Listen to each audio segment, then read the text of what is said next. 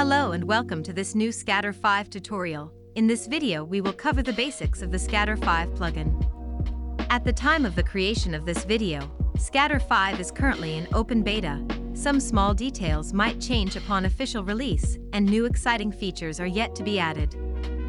When learning Scatter5 for the first time, I advise you to use a small terrain, because scattering could create a lot of instances quickly if you don't pay attention, and it might oversaturate your computer. We will learn later how to optimize your viewport, so you can truly start to work like a pro. One last thing before we start, remember that in Blender, it's really important to always apply your scale, with Ctrl A. The first thing we'll do is choose our emitter terrain with the picker. And then we'll choose our scattering preset. There's a lot of features in Scatter5, so there are various presets you can choose from. You can even customize them and create your own. The next step is to select an asset. And then you just need to click on Scatter. The created particle system will appear in the particle system selection area. You can choose your active systems, hide or show the systems in the viewport, or final render from there. Here we go, our lawn is already done. You can easily tweak your instance's scale in the Scale subpanel. In Blender, you can tweak vector values by clicking and dragging over vector sliders. We can also add a random scale factor to give more variation to our scattering. Let's add a bit more particles in the Distribution subpanel by changing our density slider. We can also change the distribution seed by clicking on the little dice icon. Now let's get into rotation. We'll randomize the tangent axis of each instance by changing the random addition Z value of the slider. It will make the grass clump's repetition less visible. Of course, all of this would not be necessary if we chose a scattering preset that had these settings already set to these values. Now, let's get a bit behind the scenes. As you can see, when we created this particle system, the Scatter5 plugin created some collections. These collections are used to store all objects that the created particle systems might use, such as all imported assets from the manager, all Scatter5 parametric object, and most importantly, all scatter objects. A scatter object is an empty mesh that might store some custom point distribution data.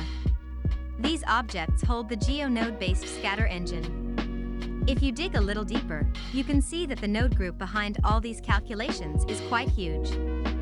Do not worry, you do not have to learn all this. This is just some information you might want to know. You only need to know that the scatter collection should be left alone. Do not delete it. Just close the collection and let it stay there in the outliner. Now let's create a second layer of scattering with this tall grass asset. Let's choose the red preset. It's using a procedural noise texture data that will influence the instance's density and scale. Having some texture influencing your scattering is essential to create a realistic render, because in nature, the plants grow in clusters. Go in the Texture subpanel. You will see that you can choose or create a new texture data that can have an influence over your scatter.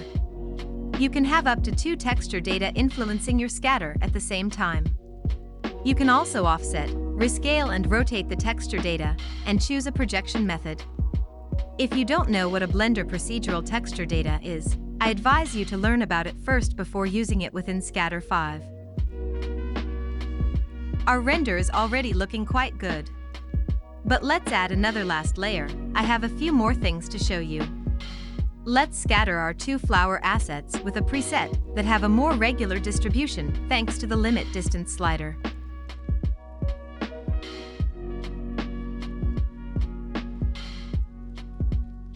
Then I quickly adjusted the density by lowering the limit distance slider, because I wanted a more dense look. We can easily have artistic control over our scatter by painting vertex groups. If you don't know what a vertex group is, I suggest it to learn them, as they are an extremely important feature of Blender.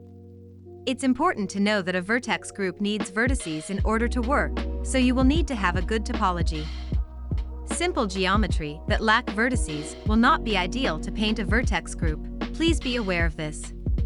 Note that you have multiple vertex group mask slots for a reason, because the Scatter5 plugin can generate extremely useful parametric masks. We'll see that in another video. Here we are simply painting the mask manually in weight edit mode. That's it. I think that's the most important information you need to know about Scatter5. There are a lot more features that await to be discovered, such as the biome system, camera clipping and display optimization, the wind features, the distribution and instancing methods, altitude and slope control, and many others.